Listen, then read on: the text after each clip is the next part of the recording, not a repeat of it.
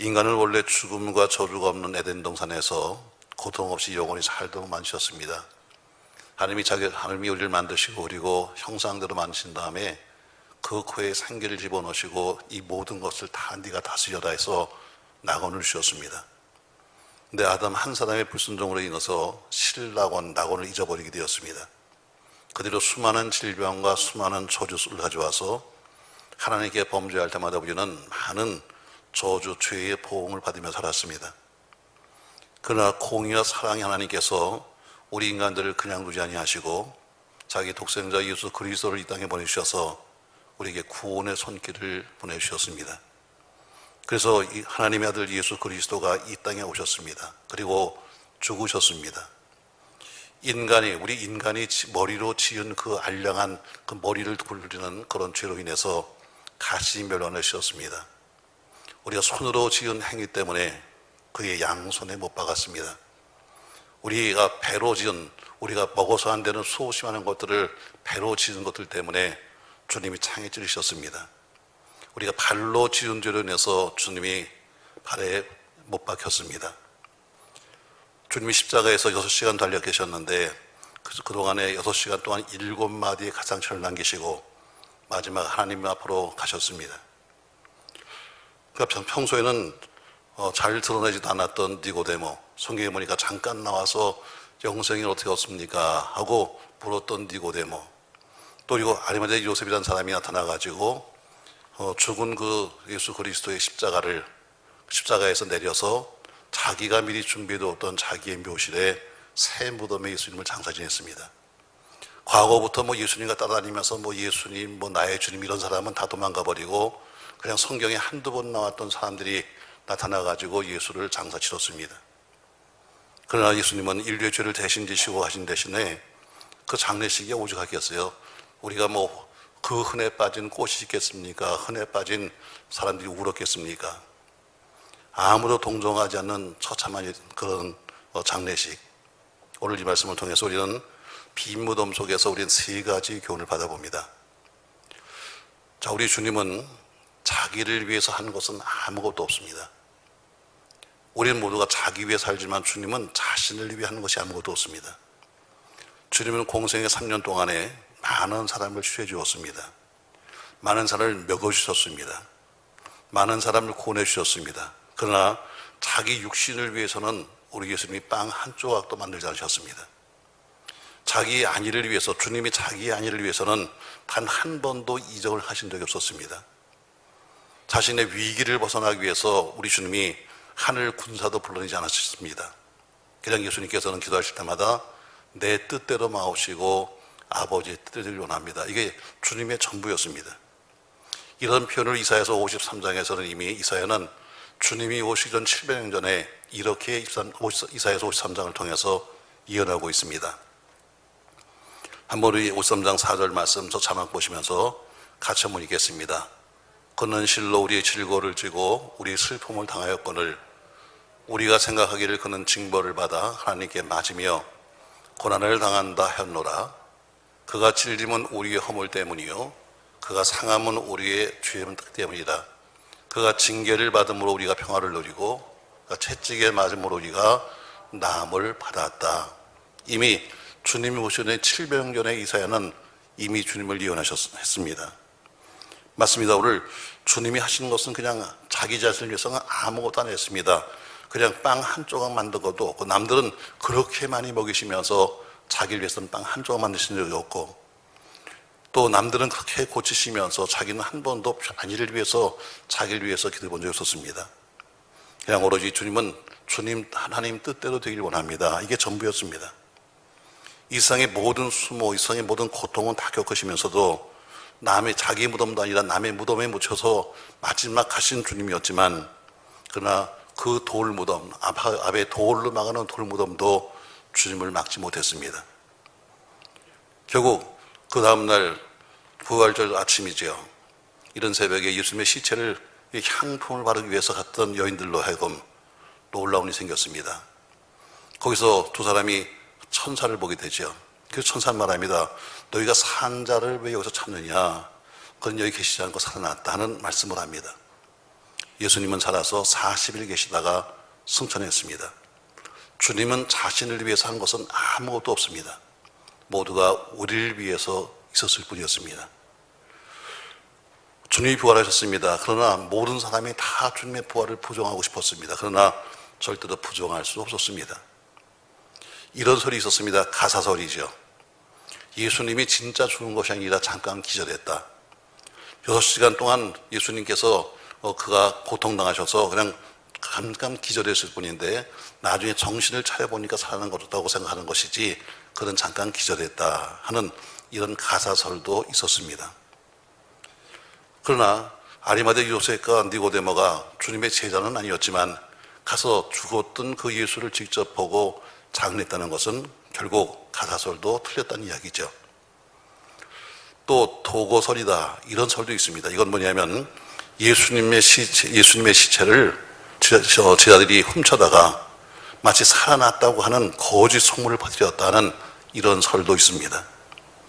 그러나 만약에 제자들이 훔쳐갔다면 오늘 여자와 베드로가 무덤에 굳이 갈 필요가 없는 거죠. 왜? 그가 제자였으니까. 로마 병정들이 인봉을 하고 지켰음에도 불구하고 어떻게 그 힘없는 제자들이 찾아가서 거기 가서 그 예수의 시체를 훔쳐갔을까? 이건 말도 안 되는 소리였습니다. 우리 어테스랑들이 그들에게 돈을 주면서 시켰던 내용이었었죠. 그 외에도 주님의 부활을 부정하기 위해서 환상설도 있고 위령설도 있고 여러 가지 설이 있습니다만, 그러나 성경에는 고린도전서 15장 4절로 8절에 정확하게 이렇게 말씀하고 있습니다. 예수의 부활을 본 사람은 500명이나 된다. 자, 고린도전서 15장 4절 말씀 같이 한번 읽겠습니다. 장사 지낸 바 되셨다가 성경대로 사흘 만에 다시 살아나사 게바에게 보이시고 후에 12 제자에게와 그 후에 500의 형제에게 일시에 보이셨으니 그 중에 지금까지 대다수는 살아있고 어떤 사람은 잠들었으며 그 후에 야고보에게 보이셨으며 그의 모든 사도에게와 맨 나중에 만삭되지 못한 난자 같은 데에게도 보이셨느니라. 아멘. 그 당시에 지금 500명 했지만 이것은 남자만 따지고 있으니까 여자들, 아이까지 하면 약 2, 3천 명이 예수의 부활에, 예수의 승천을 보았다는 겁니다. 그러니까 지금 앞에서 여러 가지 설로 해서 예수가 거짓말을 했다, 제자들이 거짓말을 했다는 이 모든 것들은 되지 않은 것은 증인이 자그마치 남자만 500명, 아이까지 약 3천 명의 증인이 있다는 것입니다. 그러나 오늘 예수님께서 주는 빈 무덤의 교훈이죠.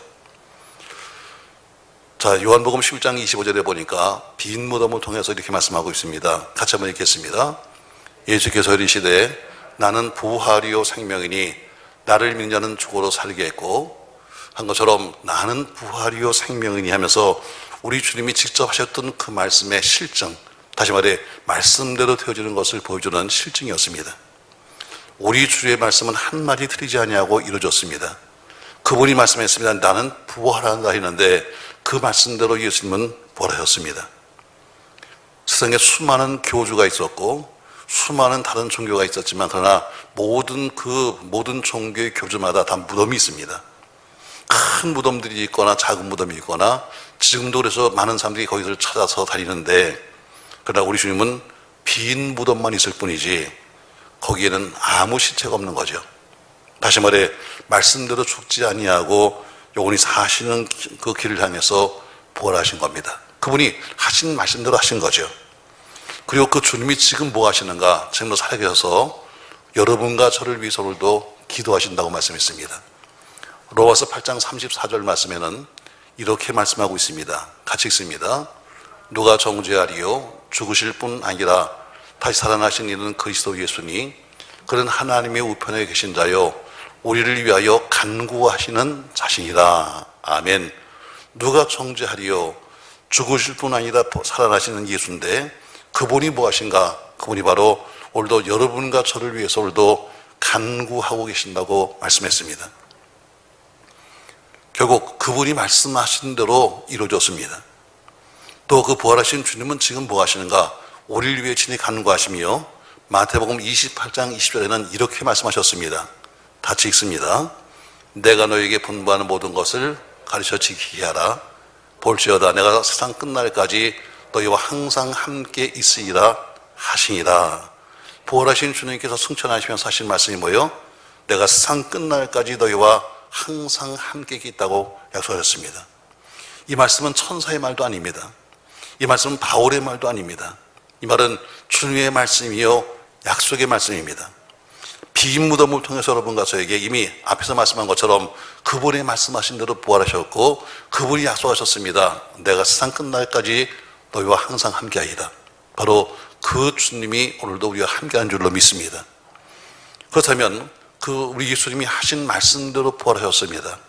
또 예수님이 약속하신 것처럼 우리가 함께 계신다면 우리가 믿을 수 있는 것은 뭐냐? 주님이 다시 오신다고 하신 약속의 말씀도 믿을 수밖에 없는 겁니다. 왜? 앞에서 이미 하신 말씀대로 되었고 이미 그분이 함께 계시다면 다른 약속의 말씀도 믿을 수밖에 없는데 그분이 하신 마지막 말씀은 뭐냐면 다시 내가 오신다는 것입니다. 세상이 누가 뭐라고 해도 별 이상한 신학자들이 나와서 별 얘기를 다 한다 할지라도 아무리 과학이 발전한다 할지라도 우리 주님이 다시 세상에 오시는 것은 만고불변의 진리입니다. 구약에서는 이 구약 성경에는 자그마치 예수님이 오신다 하는 메시아에 대한 초림에 대한 예언이 456번이나 기록되어 있습니다. 신약에는 예수님이 다시 재림하신다는 약속이 319번 기록되어 있습니다. 신약 성경이 전부 다 260장입니다. 근데 거기 빌레몬서와 요한 3서를 지휘한 매 성경마다 구절구절에 내가 다시 너를 만나러 오겠다 하는 재림의 약속이 저마치 319번이라는 이야기입니다. 성경에는 우리 주님이 하신 한마디의 말씀도 다 이루어지는데 자그마치 319번이나 하신 예언의 말씀이라면 그 말씀은 공수표가 될 수 없는 겁니다. 주님이 하신 한 번의 말씀도 지키시는 분인데 319번씩이나 반복하면서 내가 다시 오신다고 하는 그 주의 재림은 이건 분명한 일입니다. 사랑하는 성도 여러분, 그래서 우리는 주님의 재림을 기다리면서 산소망, 복스러운 소망, 영광스러운 소망이라고 성경에는 말씀하는 것입니다. 사랑하는 성도 여러분, 기독교의 자랑은 빈 무덤입니다. 다시 말해 나는 부활이요 생명이라고 말씀하셨던 그 주님의 말씀대로 부활해서 우리 또한 그 부활을 믿는 자마다 부활에 참여하게 되는 것입니다. 또 그 부활의 주님이 뭐예요? 오늘 내가 너와 함께한다고 약속했습니다. 지금도 우리와 함께 하심을 믿으며 이제 우리가 이젠 우는 주가 아니라 부활하신 주와 더불어 함께 승리하는 삶을 사시기를 예수님의 이름으로 축원합니다. 또 그분이 뭐라고 그래요? 부활만 하는 것이 아니라 부활 승천하신 자그마치 500명, 약 3,000명이 바라보는 가운데 승천하신 주님께서는 다시 오신다고 말씀했습니다. 내가 본 것처럼 다시 오겠다. 그래서 과거에 우리 믿음의 선배들은 저 멀리 구름만 떠도 주님이 오시는가 하면서 기대했던 것처럼 우리 모두가 주님의 재림을 철저히 믿으며 준비하는 슬기로운 믿음의 사람들이 되시기를 예수님의 이름으로 축복합니다. 이제 고난주간은 사순절은 지나가고 이제 고난주간의 마지막입니다. 이제는 모든 고난만 따질 것이 아니라 고난을 이기시고 승리하신 줄을 기억하면서 우리 모두가 믿음으로 승리의 길을 내딛는 여러분과 제게 되길 바라면서 오늘 성찬을 통해서도 주님의 피와 주님의 살을 나누며 우리 모두가 주님과 더불어 함께라고 하는 우리 그런 마음의 자세가 되기를 주님의 이름으로 부탁합니다.